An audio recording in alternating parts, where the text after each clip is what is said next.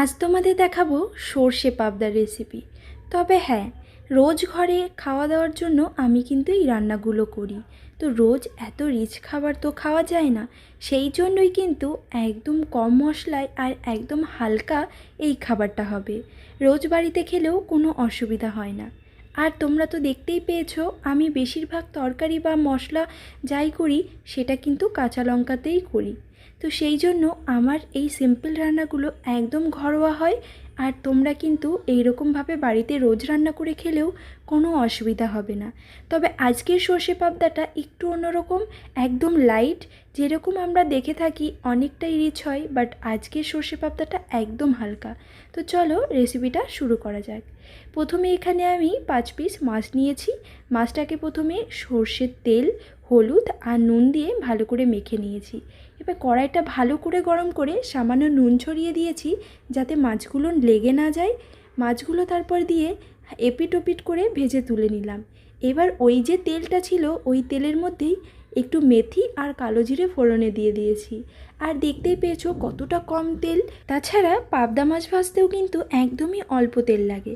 তারপর সেই তেলটার মধ্যেই দিয়ে দিলাম আদা, জিরে আর 2টো কাঁচা লঙ্কা বাটা। আর এটা কিন্তু সম্পূর্ণ নিরামিষ। এবার এর মধ্যে দিয়ে দিলাম একটু হলুদ গুঁড়ো আর একটু নুন দিয়ে ভালো করে কষিয়ে নিয়ে এর মধ্যে কিছুটা জল দিয়ে দিলাম। জলটা দিয়ে ভালো করে নেড়েচেড়ে একটু ফুটতে দিচ্ছি।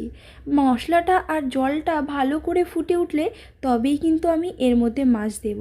দেখতেই পাচ্ছ একদম ভালোভাবে ফুটে উঠেছে। এবার ভেজে রাখা মাছগুলো আমি এর মধ্যে দিয়ে দিয়েছি। আর একদম কম মশলায় দেখে বোঝাই যাচ্ছে। আর তারপর যখন মাছগুলো দিয়ে একটু ফোটানো হয়ে গেছে, এবার আমি এর মধ্যে কিন্তু সর্ষে বাটা দিয়েছি। আর সর্ষে বাটা বলতে এখানে সর্ষে বেটে সর্ষের সব খোসাগুলো ফেলে দিয়েছি, শুধুমাত্র সর্ষের জলটা দিয়েছি। জলটা মানে একদম লাইট, দেখে বুঝতেই পারবে না যে কেউ এটা কিন্তু সর্ষে বাটা, তবে খেতে পুরোটাই আলাদা আর একদম হালকা। সবার শেষে নামানোর কিছুক্ষণ আগে 2টো কাঁচা লঙ্কা আর একটু সর্ষের তেল ছড়িয়ে দিলাম। এবার আবারও কিছুক্ষণ কুক হতে দিচ্ছি। হয়ে গেলে এবার গরম গরম ভাতের সঙ্গে সার্ভ করে নাও। এটা খেতে এত ভালো হয়েছে আর এত লাইট, তোমরা কিন্তু বাড়িতে অবশ্যই এরকম করে ট্রাই করে দেখবে। দেখে বুঝতেই পারছো কতটা হালকা খাবার। তো এই রকম সিম্পল রান্নার ভিডিও দেখতে তোমাদের কেমন লাগে অবশ্যই কিন্তু কমেন্ট করে জানাবে। আর ভিডিওটা ভালো লাগলে লাইক করো, শেয়ার করো আর সাবস্ক্রাইব করো। আর যারা ফেসবুক পেজ থেকে দেখছো ফলো করো।